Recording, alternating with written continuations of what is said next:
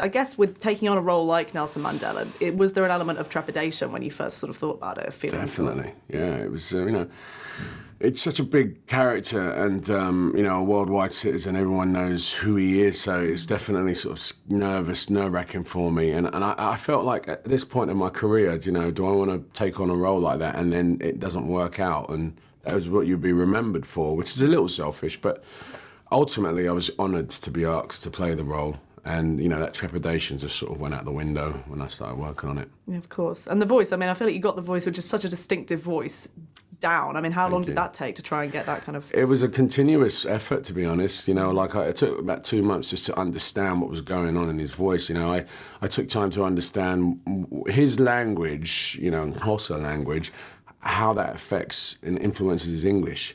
And so that was my sort of first understanding, the technical aspect of it, And then from there, I just basically started to sort of understand and map out what his voice does as a young man, what his voice ends up as an older man.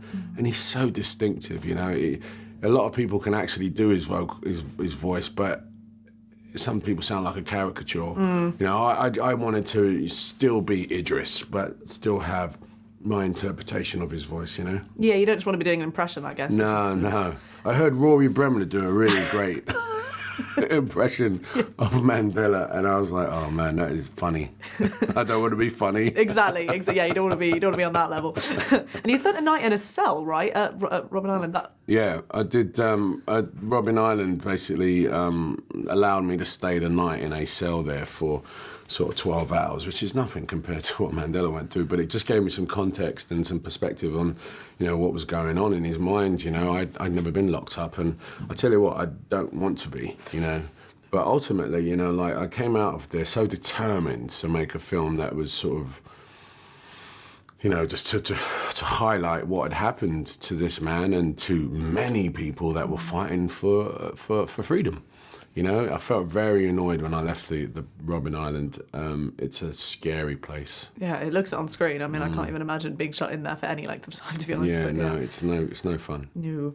And I think it's always hard with awards season. People are always looking for kind of trends. But I do think this season, with obviously you have this film and you have The Butler and 12 Years a Slave and Fruitvale Station and 42. There's been a sort of, for whatever reason, a lot of films that have dealt with either civil rights or, I suppose, the African American movement in any way. And so, what do you think there's any reason for that? Like, why now these things are suddenly being sort of tackled all at once? I don't know. I think it's the old thing. You wait for one bus and four come along at the same time. But saying that, I think also there is a movement in visors in the terms of what Hollywood suspects is a good film. This is a time period where the world everyone's becoming one colour practically, and so a story is just a story.